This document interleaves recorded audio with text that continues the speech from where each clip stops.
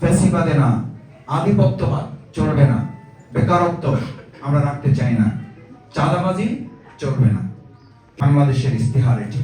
আর আমরা আমাদের প্রিয় বাউফলের জন্য এখানে দুটো জিনিসকে সংযুক্ত করেছি: প্রত্যাশিত বাউফল, কাঙ্ক্ষিত নেতৃত্ব। দাঁড়িপাল্লা প্রতীকের আজকের নির্বাচনী ইস্তেহার আপনাদের সামনে সংক্ষেপে কিছু অংশ আপনাদের সামনে তুলে ধরছি। আল্লাহ আমাদের তৌফিক দান করুন।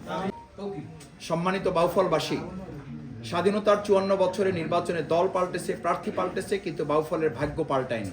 বিচারে বসে আল্লাহকে বলেছিলাম, আল্লাহ আমার কপালটা আমি সিজদায় মাটিতে লুটাতে চাই, আমি বসে বসে নামাজ পড়তে চাই না।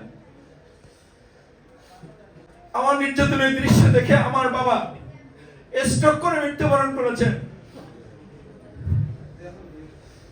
কিন্তু শুধুমাত্র কোন একটা দলের বিরুদ্ধে লড়াই করি নাই, আমরা দলকানা প্রশাসনের বিরুদ্ধেও লড়াই করে জীবন বাজি রেখে এই দেশকে আমরা পুনরুদ্ধার করেছি। আমাদের সেই শহীদ পরিবার আমাদের সাথে, আমাদের সেই জুলাই যোদ্ধারা আমাদের সাথে। সুতরাং মনে রাখতে হবে, দলকানা প্রশাসন হয়ে আবার যদি বাউফলবাসীর সাথে কেউ বেইমানি বিশ্বাসঘাতকতা করতে চায়, আর একটা 5ই আগস্ট আগামী 12ই ফেব্রুয়ারি সংগঠিত হবে। বাউফলের মানুষ, বাউফলের জনগণ, সম্মানিত নাগরিকগণ কি চান, ভবিষ্যতে তাদের কি প্রয়োজন, সেই প্রয়োজন পূরণে আমরা ক্ষুদ্র কর্মী হিসাবে, নাগরিক হিসাবে কি করতে পারি, সেটার একটা পরিকল্পনা আগামী 5 বছর যদি আল্লাহ তাআলা আমাদেরকে তৌফিক দেন, সেটাকে সামনে রেখেই মূলত আমরা কাজগুলো এগিয়ে নিয়ে যাব। করুন আমাদের বাউফল। সম্মানিত উপস্থিতি, আমরা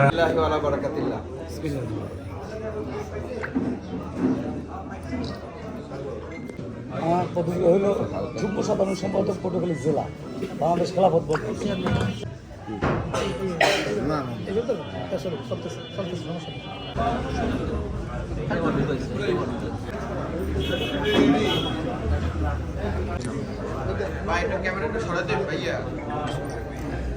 প্রিয় বাউফলবাসী, প্রিয় সাংবাদিক বন্ধুগণ, শুরু করতে যাচ্ছি আজকের নির্বাচনী ইশতেহার পাঠ অনুষ্ঠান।